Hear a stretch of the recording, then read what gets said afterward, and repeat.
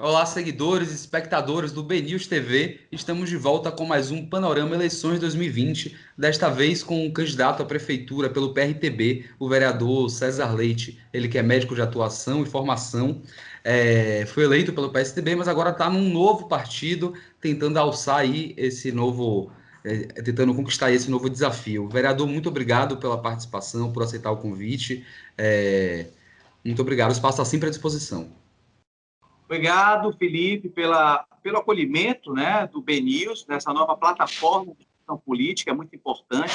Hoje eu sou vereador pelo PRTB, que é o partido do nosso general Mourão, vice-presidente, e pré-candidato à Prefeitura de Salvador. Estou à disposição aqui para a gente fazer uma boa discussão sobre a nossa cidade. Obrigado, vereador. Vamos começar esse bate-papo. Do lado da base de Rui, podemos dizer assim, temos algumas candidaturas, né, desse espectro que seria mais à esquerda.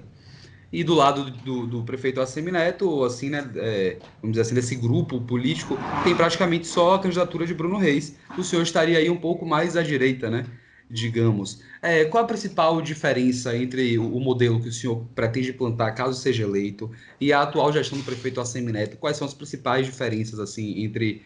é, e o que é que o senhor vê de principal na cidade que pode melhorar? Pronto. Em relação ao espectro político, né, nós identificamos que minha candidatura é a única de direita, né, conservadora, alinhada ao governo Bolsonaro. A candidatura do pré-candidato, né, do prefeito Assemineto, o Reis, ela está localizada, do ponto de vista filosófico-político, centro-esquerda. Os demais são esquerda. Então, lógico, a gente identifica logo um setor ideológico muito voltado para aumento, sim, do Estado, aumento de impostos e taxas. Nós identificamos, nesses 8 anos da prefeitura do Assemineto, um aumento assim, exorbitante do IPTU, um aumento exorbitante da cobrança de taxas. Para você ter uma ideia, hoje o IPTU é arrecadado anualmente em torno de 750, 760 milhões de reais. Só de taxas e multas passa de 300 milhões de reais. É quase a metade do que arrecada com o IPTU. Então, esse governo, onde você cobra muito do pagador de impostos, em termos de impostos, de taxas e de multas, eu sou contra totalmente. Então, nossa política, ideia em relação à gestão é deixar a sociedade resolver os seus problemas, regular a sociedade o mínimo possível, reduzir a cobrança de impostos e taxas, porque vai precisar muito, Felipe. Nesse momento de economia é muito frágil. As cidades e estados e a própria nação, ela vai ter muita dificuldade após a pandemia. Né? Muitas empresas foram fechadas, muitos empregos foram perdidos. Salvador, hoje, aliás, ao longo dos 8 anos, nos últimos 8 anos, sempre foi a última ou a penúltima cidade, né, em termos de empregabilidade.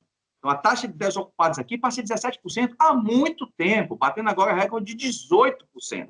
Então, o governo Assemineto não consegue gerar empregos, não consegue manter empresas grandes, nem médias, nem pequenas, não consegue fazer nenhum tipo de incentivo. É nessa política que nós vamos investir na possibilidade de empregabilidade a partir do micro e pequeno empresário, que emprega mais de 75% do nosso povo aqui de Salvador, dar facilidades, incentivos fiscais para os comerciantes, pequenos empresários, não somente as grandes empresas, né, que a prefeitura tem trabalhado muito, né, com grandes construtoras, com concessões do transporte público, então ele trabalha bastante com as grandes empresas. Não, nosso foco é com o micro, pequeno empresário, com um profissional liberal, com pessoas que realmente fazem a economia girar em nossa cidade. Então, esse é o principal foco que nós teremos durante a campanha, essa apresentação dessas propostas. Aliado a isso, sempre tendo base os valores conservadores, de defesa à família, né, de defesa da proteção à fé, segurança pública,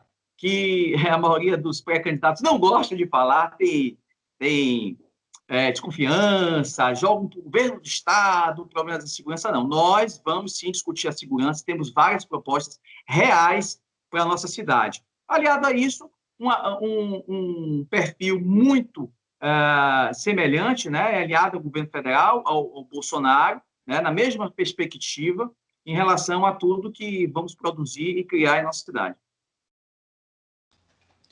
Vereador, Salvador foi uma das poucas capitais onde o presidente Jair Bolsonaro não teve uma vitória absoluta, né, na eleição. Como o senhor pretende capitalizar o voto? Primeiramente, o senhor acha que essa parcela do eleitorado que votou em Jair Bolsonaro, o senhor vai conseguir cooptar esses votos e se eles serão suficientes para o senhor ser eleito? E também, como o senhor pretende, talvez, fazer o convencimento de pessoas que, porventura, não tenham votado no presidente Jair Bolsonaro? O Jair Bolsonaro, cada dia que passa, aumenta a sua popularidade no Nordeste. Salvador não é diferente, a Bahia não é diferente. Se você for observar na última eleição, é verdade, o Haddad teve 74% dos votos, o Bolsonaro teve 25% dos votos, isso no segundo turno. O ACM Neto teve 70 e poucos por cento dos votos, né? Muito por conta também desse alinhamento que ele acaba tendo nos últimos anos com o PT e com a esquerda. Bom, como é que nós vamos apresentar nossas propostas? Nós temos as pessoas conservadoras, de direita, que defendem a família, que foram essas pessoas que votaram em Bolsonaro, que apoiam o Bolsonaro, e nós nos identificamos muito e seguimos muito, né, essa defesa.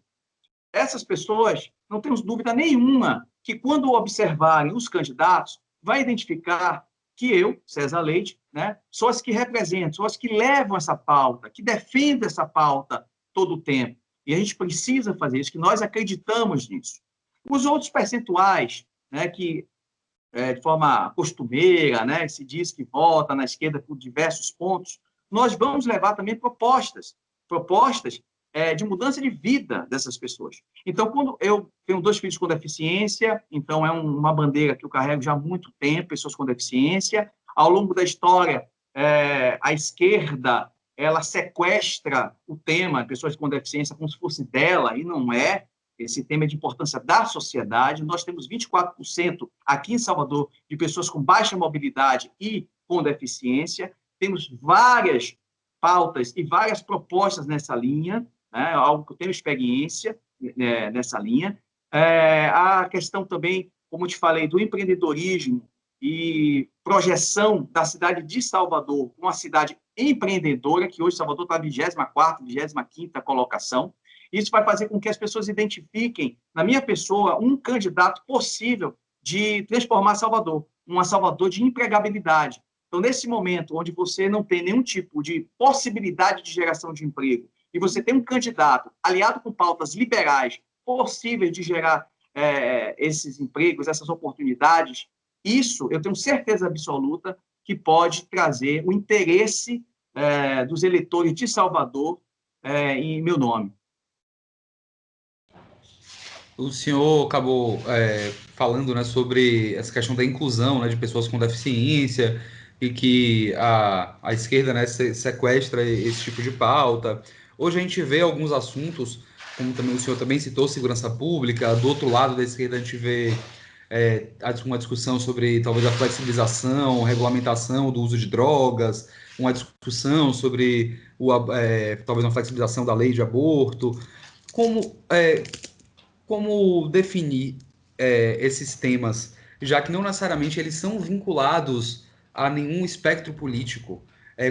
Como conseguir fazer essa discussão além disso, como por exemplo, direitos humanos, também fica vinculado à esquerda, mas não é necessariamente, né? Como fazer essa discussão e como amadurecer no campo democrático aqui no Brasil?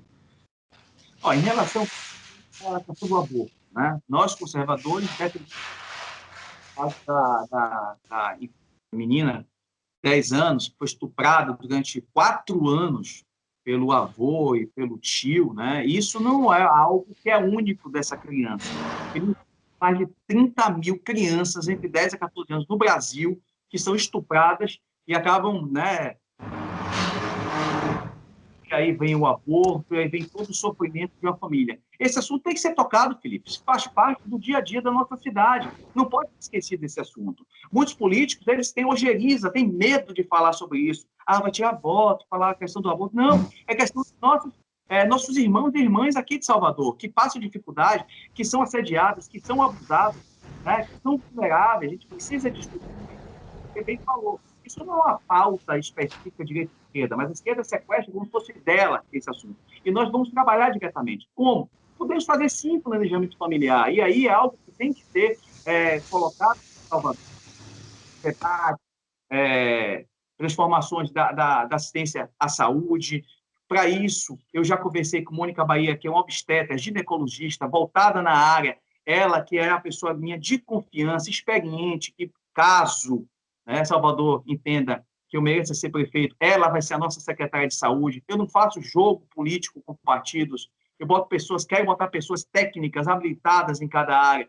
Então, essa questão da maternidade, da mãe, a questão da proteção de nossas crianças, vamos ter uma pessoa adequada nessa secretaria, né, para discutir isso daí. Então, a questão do aborto é exatamente essa relação. A questão das drogas, a gente alinhado com o governo federal, com o aumento das comunidades terapêuticas, com o aumento dos ambulatórios para atendimento das pessoas que têm deficiência mental, deficiência intelectual, saúde mental, que também é outro tema importantíssimo, é colocado de lado, né? Os CAPs aqui de Salvador, cada um, coitado, pior que os outros, né? As pessoas que trabalham num sacrifício danado, as assistentes sociais, as psiquiatras, as psicólogas, sem nenhum tipo de apoio.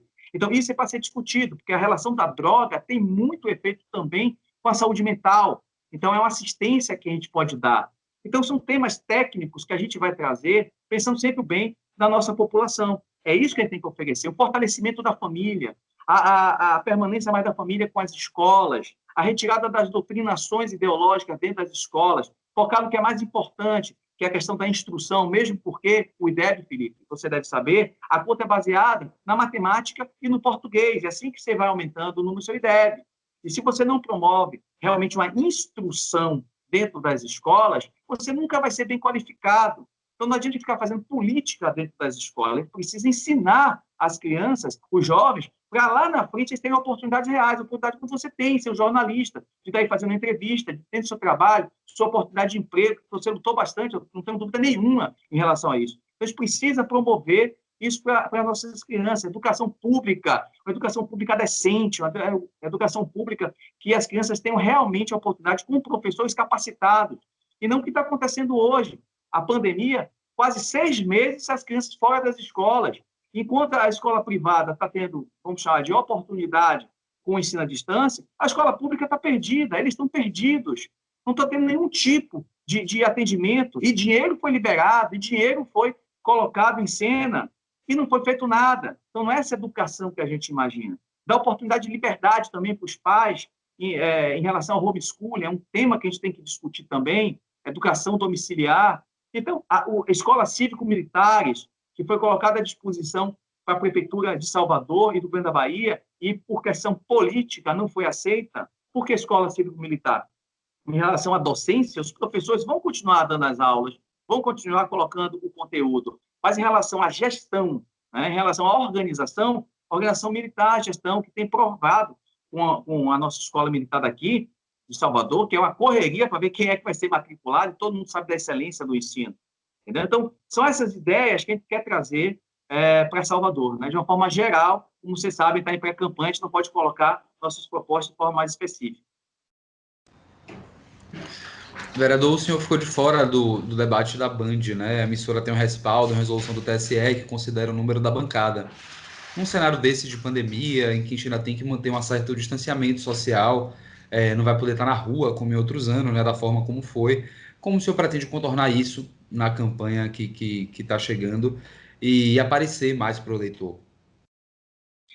Eu lamento muito pela decisão da empresa, da Band Bahia, né, que a imprensa ela tem um papel importante, sempre teve um papel importante para a sociedade, de comunicação, de investigação, né, de o famoso abrir a boca para falar para a população, quando às vezes você tem acordos escusos na política ou em diversos setores. Então, a imprensa ela tem esse papel, sim, importantíssimo esse papel, porém, a Band peca nesse momento do ponto de vista democrático, não dando oportunidade para um candidato, né, que todos identificam como candidato que não faz parte do pensamento ideológico que vai estar lá no debate, o candidato mesmo de direita conservador, bolsonarista, né, trazendo outras ideias, e a resolução ela é bem clara.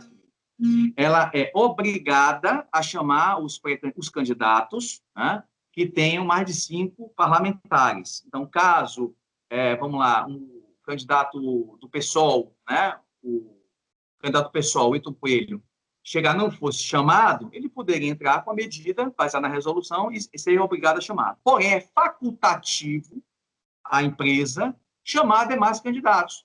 Então, não ter me chamado é escolha da empresa, da Band Bahia. É escolha.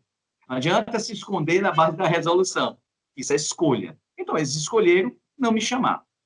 Teremos alternativas em relação a isso, que no momento adequado vocês saberão quais serão nossas alternativas. Infelizmente, não poderei participar desse debate, né, onde é super interessante, seria enriquecedor, até mesmo para nossa sociedade. Como é que eu pretendo suplantar toda essa dificuldade criada por não ter fundo eleitoral, né? A gente não tem dinheiro, milhões que vão ser investidos aí com os pré-candidatos, a gente não tem grandes coligações, né, com caciques políticos, a gente não tem isso daí. A Band, e eu espero que outras redes não façam o mesmo. Nesse momento, eu agradeço vocês do BNews dando essa oportunidade. Não faço o mesmo. Nós temos as redes sociais, né? Nós temos os WhatsApps da vida, os grupos, né, que estão sendo bem frequentados e compartilhando isso de forma muito intensa. Em relação ao Instagram da Band, você tem ideia? As publicações deles, eu vi hoje, estava rolando até um vídeo já, estava olhando, são 6 comentários, 10 comentários, 5 comentários. Quando botou essa minha exclusão, foram 360 e tantos comentários, pedindo, inclusive, minha participação. Isso é força de rede, né? É indignação. Eu acredito muito hoje no voto também da indignação, né? Do voto das pessoas que falam, pô, o que é isso? O que está acontecendo? Não se diz que é democrático? Por que não está permitindo que outro candidato de pensamento diferente possa? Então, isso também traz indignação às pessoas, Felipe. Não se controla a vontade das pessoas. Infelizmente, o poder público atual, os gestores e parte da imprensa acha que pode controlar a vontade das pessoas, e não pode, está bem claro. Em entrevista a gente também, antes da pandemia, na época ainda era colocado como candidato, Celcinho Cotrim, disse que havia uma dificuldade, por exemplo, de Mourão, né, que é um dos líderes do partido, hoje o vice-presidente, de atuar, de certa forma, justamente por essa linha tênue, né, entre o que ele faz enquanto um membro do partido e enquanto vice-presidente, né? Mudou alguma coisa? O senhor tem tido algum diálogo com o Mourão? Já que o presidente Jair Bolsonaro também afirmou que no primeiro turno ele não vai se manifestar, não vai colocar a mão em nenhum candidato nessa eleição municipal. Queria que o senhor comentasse um pouco essa situação e se já tem conversado com o Mourão. Bom, o nosso presidente, né, que é o Levi Fidelis, ele organiza isso a nível nacional. Então, os pré-candidatos às prefeituras de capitais e as prefeituras acima de 200 mil eleitores, ele está coordenando toda essa equipe. Então, a gente tem em Florianópolis, em Belo Horizonte, eu aqui, né, em outras cidades. Já tem essa interlocução com o general Mourão para a participação da campanha. Inclusive, a gente vai participar dia 5 e 6, se eu não me engano, então aí da Brasília, para conversas com o general, ver como é que vai ser essa questão do apoio ou a participação dele, porque tem as atividades dele como vice-presidente, né? Ele está na missão hoje, inclusive, lá na Amazônia, mas ele está, sim, disposto a ajudar o partido, a ajudar os candidatos de direita em todas as capitais. Então, dia 5 e 6 teremos esse encontro, aí também vai ter foto, né, vídeo, essas coisas todas, e ele vai participar diretamente da campanha, assim, no primeiro turno, tá? O nosso presidente, Jair Messias Bolsonaro, já deixou bem claro nas redes sociais que ele não vai apoiar no primeiro turno, sim, vai deixar para o segundo turno, mesmo porque tem várias atividades como presidente, então ele não quer se dedicar, nesse momento, às candidaturas. Eu acho uma coisa interessante, Felipe, sabe? Porque acaba muito com aquela questão do surfista, aquela questão do cara que está sendo eleito porque Bolsonaro botou a mão, essa coisa toda, né? Então, é importante que as pessoas avaliem todo o histórico de cada um, vejam o que realmente cada um defende, o comportamento de cada um na sua vida, né? Então, eu acho que isso é muito bom. Eu acredito que o nosso presidente esteja de olho. Então, a partir daí, aquela pessoa que sobressair nacionalmente, que for realmente para o segundo turno, para aquela luta de defesa, né, do conservadorismo, eu acredito que, por mérito, ele vai apoiar, e aí teremos grandes chances de conquistar a Prefeitura de Salvador aqui e outros candidatos de outras capitais. Trazendo esse alinhamento, né, ao governo federal, o presidente Jair Bolsonaro, o senhor tem algum receio que nas próximas semanas tem algum desdobramento envolvendo o caso, por exemplo, de Fabrício Queiroz, envolvendo a primeira-dama? O senhor tem algum receio que isso respingue na sua candidatura aqui em Salvador de uma forma negativa? Eu tenho falado, Felipe, o seguinte, a pessoa da esquerda e a oposição vai ficar 8 anos falando do Queiroz. Eu quero que fique 8 anos falando do Queiroz, né? Porque é sinal que não teve mensalão, não teve petrolão, não teve nenhum tipo de toma lá da cá, desvio, corrupção grande, que teve na era PT durante 14 a 16 anos. Né? Por exemplo, aqui mesmo está com uma grande dificuldade, que a Polícia Federal está demorando de chegar aqui na Bahia. Né? A gente quer saber onde é que estão os 93 milhões de reais do respirador, que até hoje não chegou nem o respirador, e o dinheiro já foi embora. Então, estou esperando que a Polícia Federal esteja aqui, como está lá no Rio de Janeiro, com o Witzel, que já foi afastado, que pode ser preso, em São Paulo, com o Dória, que também está no processo de investigação. Então, tudo isso também permeia a nossa eleição. Quem sabe também, você colocou a situação do Queiroz, que já são 2 anos conversando sobre isso, né? Vamos ficar mais 6 anos conversando sobre isso, eu acredito que vai ficar nessa peleja daí a vida toda. Mas também tem um lance de, se o Covidão baiano, Felipe, chegar aqui na Bahia, né? Baixar aqui o Uber preto, nas ruas de Salvador, essa eleição também pode ser uma eleição intensa. Eu acredito que essa eleição possa ser intensa e surpresas a gente pode ter, inclusive, no primeiro turno, né? Quem sabe, né? Então, basta que a Polícia Federal bata aqui em Salvador, com Covidão, e quem sabe, de acordo com as investigações, e o que acontecer. A gente não sabe o que pode acontecer, né? Tanta coisa pode acontecer, Felipe, até daqui a 3 meses, que a gente não sabe, não é a mínima ideia. O senhor falou dessa situação toda, das investigações, né, sobre as compras envolvendo saúde, que tem acontecido no Brasil inteiro.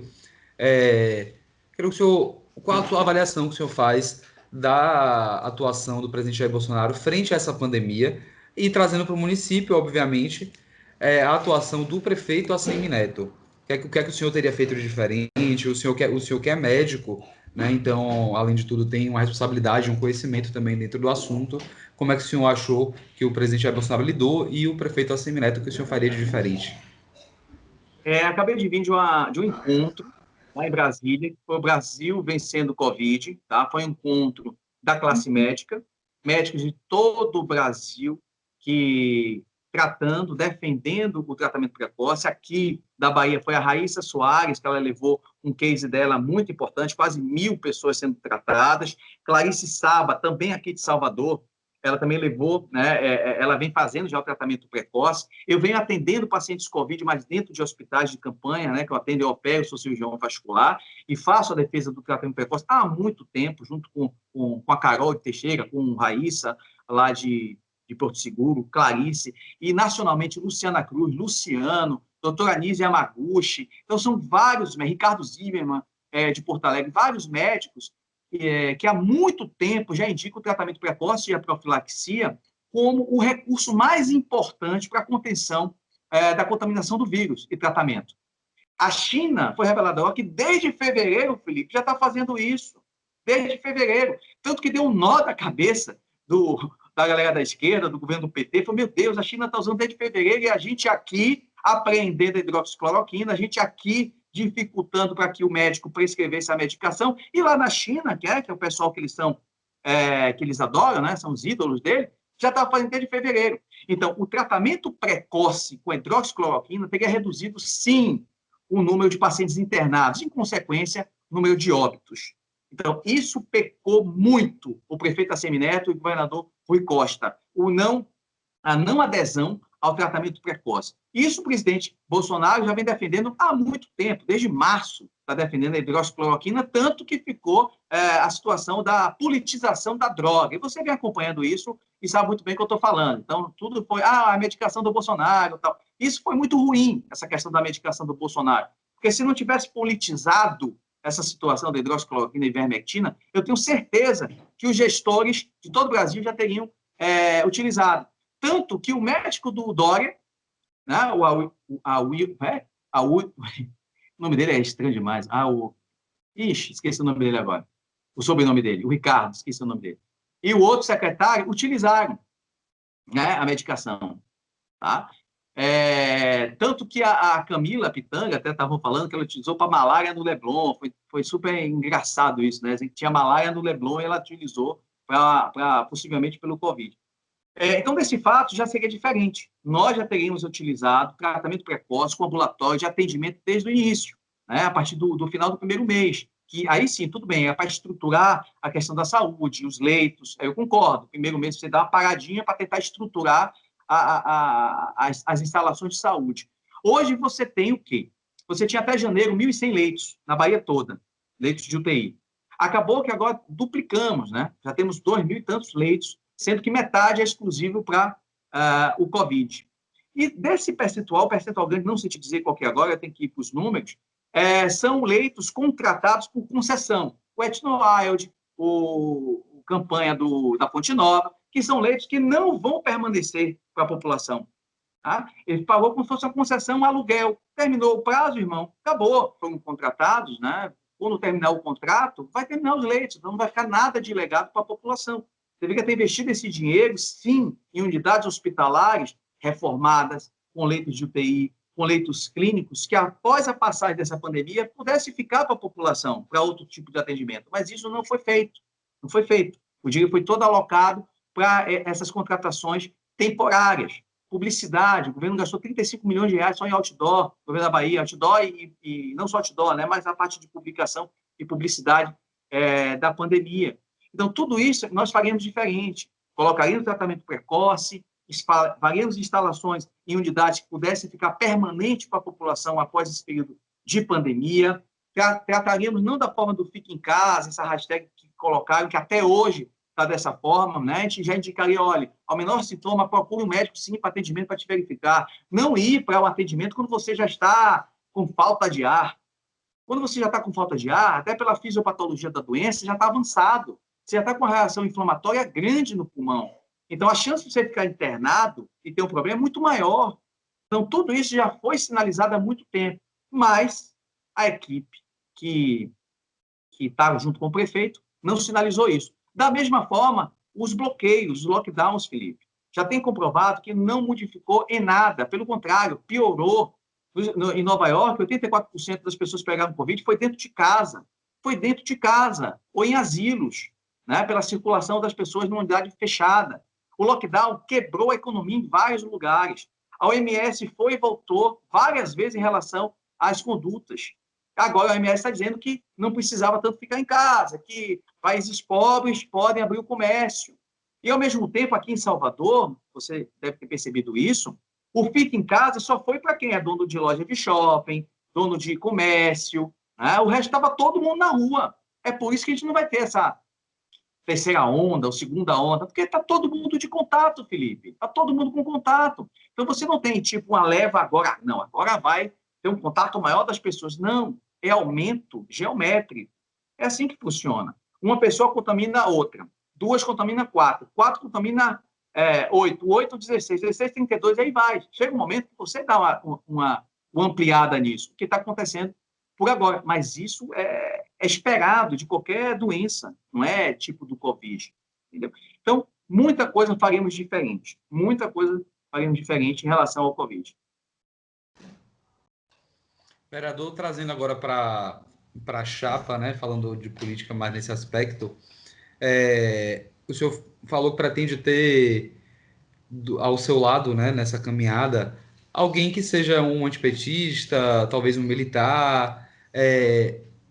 Qual vai ser a prioridade nesse sentido? Realmente escolher alguém com esse tipo de afinidade?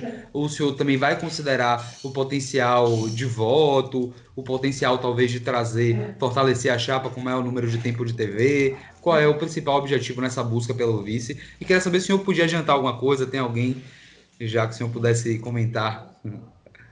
Olha, você sabe que isso é uma construção com as pessoas que acreditam, né, no projeto, que a gente possa conquistar o coração de Salvador e fazer algo diferente do que tem sido feito ao longo dos anos.